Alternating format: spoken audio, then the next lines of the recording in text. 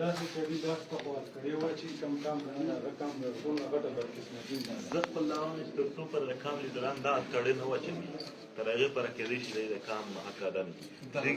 دغې کام په ما پرې خو هر سبا بېګا دی نوې سندره لیکي نوې غزل لیکي. زه د ده پره دا نشم خوړلی دا څومره بېغیرتوب وي.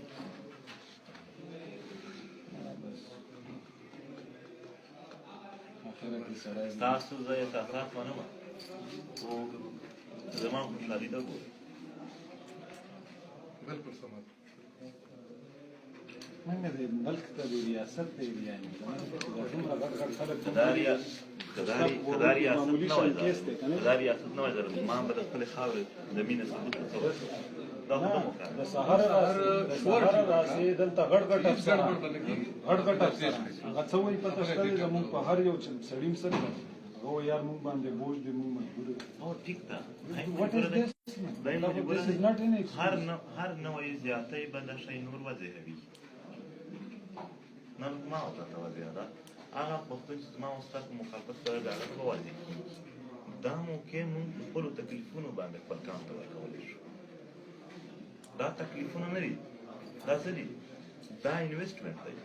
هلته ته د کام او د وطن د یووالۍ او د ښه ژوند نظریات پرې جوړوي. دا ګلخانان نه دي ګلخانان هېڅوک نشته. ټول زموږ ورونه دي ټولو د ښه ژوند. سهار لا موږ کوشش همدا وه چې په ټایم تاسو ورته پیش کړو موږ ورته شورټي ورکوله چې هېڅ ګډوډ مشره که څه پیغام ورکوې ورکوه هغه د لایم نه خیر وایه چې څه وي نه خدای مو آباد لره خدای مو خوشحال لره. زما د خوشحالۍ جذبات کله د غم وي کله د خوشحالۍ. زما د خوشحالۍ ډېر جذبات دي د خپل وطن د خپل کام په خاطر باندې نن زه تکلیف کړم. دا زما تر ټولو لوړ احساس دی. ما کېدی شي د کام سره د وطن دپاره د مینې اظهار کړی وي ثابته کړې مې نه وي اټکړی ثبوت وي. زه نن د غلو د بل شي دپاره نه یم راغلی. ما د خپل کام او وطن متعلق دا ویلي وي چې برابر ژوند وکړي.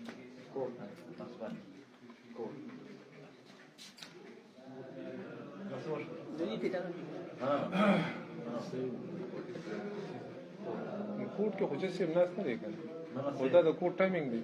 تاسو دې ټایم کوټ کې دا پیش کوئ خیر دی تاسو